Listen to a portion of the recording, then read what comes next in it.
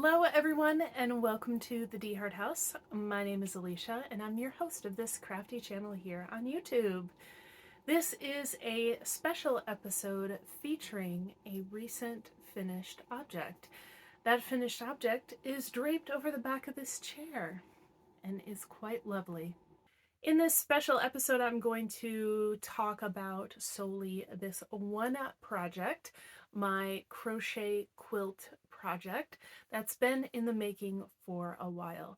So in my regular episodes, like my monthly makes videos, I'll talk about all the various things that I'm working on. This video is not like that. I'm just going to talk about this one project. So that means I'm going to talk with you about the pattern that I used, the yarn, my process, what went well or did not go well, what do I think of the result, and in this case, since it's not a garment, it's a blanket, what I'm going to do with it. Okay, so the pattern that I used is called Hybrid Crochet Quilt, and the designer is Tracy Fear. And I went back through my videos here on YouTube to the first episode when I introduced this, and that would be episode 81, which was 5 years ago. Yeah.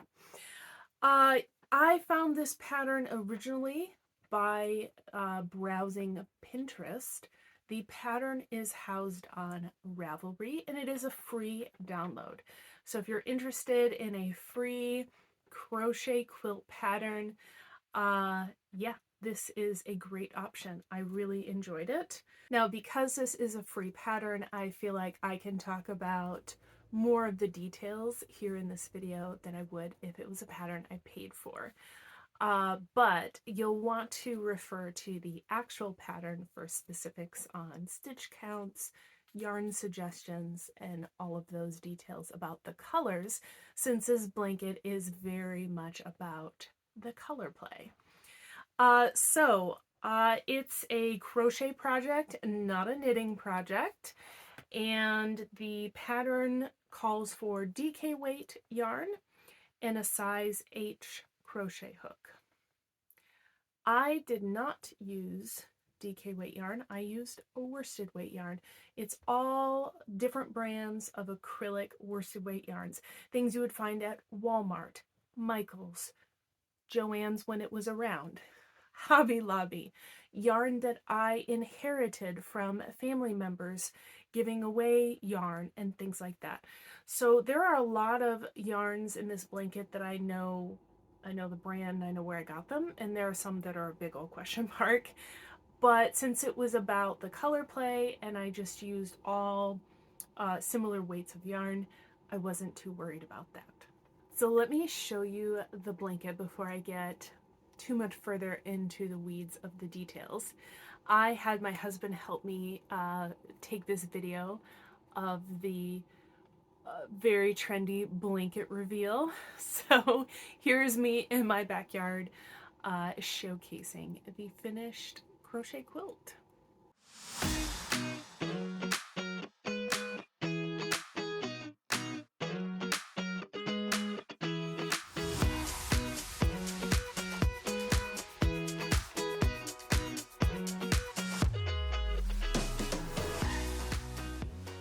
As you can see, it's very colorful, which matches the designer's photographs as well. Very bright, vibrant colors.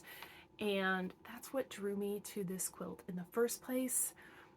So that's what I wanted to do. And I had lots of bright, vibrant colors in my stash, plus I accumulated more throughout this process. And I just love the result. So I've already identified one way I deviated from the pattern, and that's in the yarn weight, but I also used a different crochet hook size. I used a size G instead of H, which is smaller. So I used bigger yarn and a smaller hook. I don't know why, but a size G hook is my favorite. I don't know why, but it is. So that's what I used. But because I did make changes to the yarn in the hook size, my squares are a different size. So on Ravelry, I tried finding this in the PDF for the pattern and I couldn't find it. But on the Ravelry page, which I'll have linked down in the description box, by the way, so you can go directly to it, she mentions that these squares with the DK weight yarn should come out to be about 3.5 inches on each side. My squares are 5 inches. So my crochet squares are much bigger and they're a granny square style. And I was totally fine with that. That didn't bother me one bit. I was going to make this blanket however big I wanted to, so it wasn't a big deal. The design also suggests making this square, and I made it rectangular. It's not that it has to be done square, obviously, because I didn't, but you know, all of her photographs and the layouts of the colors and different suggestions are all square, so it kind of gives the suggestion of making this a square blanket. I wanted rectangular and I knew that going in, so that's just what I did. Things I love about this pattern and the resulting blanket. 1, I don't know that I need to number these. The clean lines around the colors. So a square, let me show you in the corner here, a square is this. So you do half in one color and half in another color, and that's every square. Every square is half one color and half another color. The halves being in the triangles. Every square is like that. Now when you look at the blanket far away, you can see the holes here from the corners on the granny squares. And it almost gives the illusion that those are the squares. And it's not until you get close enough, and if you're familiar with crochet, you can recognize, oh, that's not actually the square. That comes from 2 different granny squares joined together. So I like that almost optical illusion slash the closer you get, the more details you find. Knits and crochets that have that aspect where from far away it's already stunning, but then the closer you get, the more detail you figure out. And this blanket has that for me, and I find that really cool. The colors are very striking, so from far away, the blanket catches your eye. It's very captivating. I love that about it. Close up, you get all these different color combinations. It's a lot of fun. Another thing that I loved about making this blanket is that I didn't have to have the whole blanket on my lap when I was working on it. You're making a granny square and then you're sewing it on. So this was pretty easy to work on no matter the time of the year. Whether I was hot or cold, I could drape the blanket over my lap while crocheting on a granny square, which I did during some winter months, or I could just be working on the squares and have the blanket in the corner, which I definitely did this summer. So I really liked that. I'm not opposed to sewing things together. I don't find that to be part of the process I don't enjoy. It is a different feel than crocheting. So I did feel like when I sat down to work on the blanket, I was either just crocheting squares or I was sewing them on. And it kind of wasn't make a square, sew it on, make a square, sew it on, because I felt like that interrupted my rhythm. So I parsed out the different techniques in different sittings. And I just found that to be something that worked really well for me. So in short, I don't think there was any part of making this blanket that I didn't enjoy. I really enjoyed it. Now, that being said, it was a lot. We're talking about a blanket. I'm using worsted weight yarn. It's quite heavy. It's very thick. The stitch I used is a double crochet, which is how the pattern is written, is with double crochets. Yeah, it's a lot. So in that way, I did start to feel a little overwhelmed in the heavy yarn, the size of the blanket, when I was deciding what colors to do next for the next row, I did feel like I needed to find a surface to lay the blanket out, because I didn't want the same color right next to the same color. I didn't want there to be a huge block of orange. I wanted to spread the orange out and so on and so forth. But I also didn't want it to be a rubber stamp of the same layout everywhere. I wanted that variability. So because of that, I did have to spend a bit of time figuring out my colors. Again, I enjoyed it. It just, I don't want to say slowed down the process, but if you're trying to do this in a methodical, get it done kind of way, then these are just things you're going to want to consider. I found the pattern instructions for the granny square very clear. If you are a beginner crocheter and you are not familiar with some terms like a magic circle loop, then you will probably want to search that on the internet, find an explanation or video tutorial to show you how to do some of these things. But as someone who started out as crochet as her first craft, I found it super easy to follow. And I think most people would find it to be super easy to follow. The designer does include links for where she got her inspiration from. She was inspired by a quilt, like a sewn quilt, and includes those resources, and I really appreciate that. She also has a video tutorial to a technique. Which one? I had to go look at the pattern. It's a video tutorial on how to do the crochet granny square, of how to do the color changes to get this half this color, this half that color. Yeah, I didn't use it because I found the written instructions very intuitive, but I appreciate that she included that in the PDF in the pattern. So yeah, I think it's very beginner friendly, intermediate friendly. You have lots of options to play with color. You can do as the pattern suggests with the warm colors and the cool colors against the neutral whites and grays. You could do something different. I just think it's a really clever and clean pattern with a lot of versatility. So I love it. The designer gives a lot of guidance on the color blocks, how to sew the squares together, and I really appreciate that. She has lots of diagrams about if you did 4 squares or if you did 8 squares, and scaling up and down the pattern. I think that was very helpful to see going into making the blanket. The one thing I think this pattern is missing is guidance on a border. I had no issue with it as an experienced crocheter, but for a beginner, they might be feeling a little unsupported in that area. Is it impossible to go out and find instructions for a border? No, but some suggestions or some photographs about this is what it might look like with just a straight clean border. Here's what it might look like with a fancy lacy one. Or you can go out and explore more options.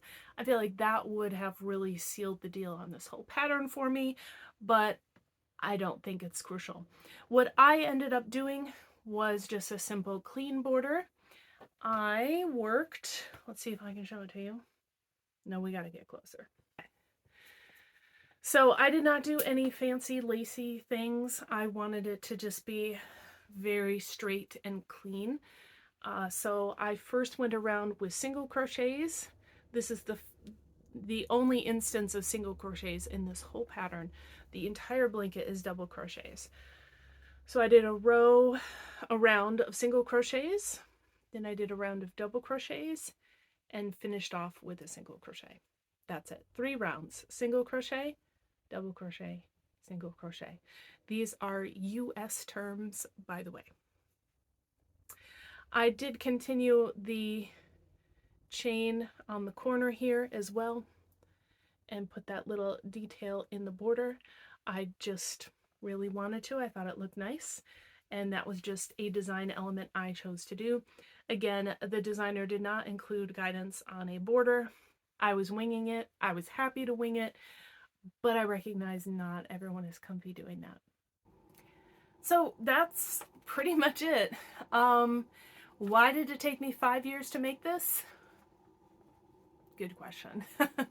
I started this project in May of 2020. Again, if you want to see the beginning of this project, it showed up in episode 81 here on the channel. If you recall, 2020 was a pretty milestone year. The pandemic had recently started.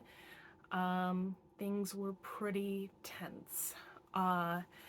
And I think why this project languished so much is that through that time, my job got to become really overwhelming.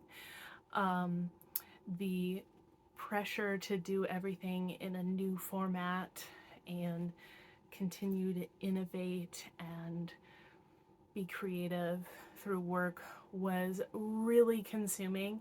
Finding a work-life balance while teaching online was very difficult, and there was a point where crafting didn't bring me joy.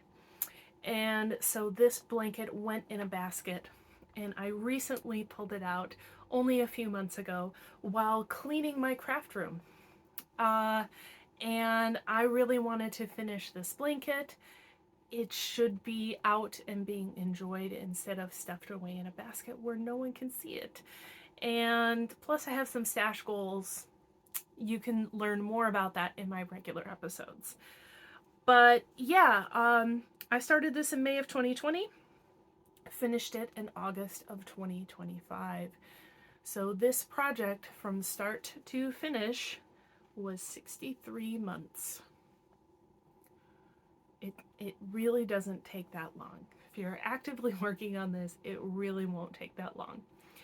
Like I said, I chose to make this blanket rectangular rather than square. So in case you're curious and you don't want to pause the video to count the squares in my blanket, it is 9 squares by 12 squares on my granny squares, knowing that they're 5-inch squares roughly. I did lay out the blanket and I measured it since I did add a border. And with that 5-inch square being approximate, right, each square could be off a little. So the actual measurement of the blanket is 50 inches wide and 67 inches long. And my original intent was to go king size with this. I scrapped that idea because my intention for this blanket now that I have finished it is not to keep it. Yeah, that's right. I'm not going to keep this blanket.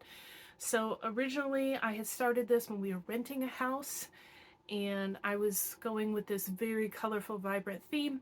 We have now purchased a house and we're going with a little more muted tones.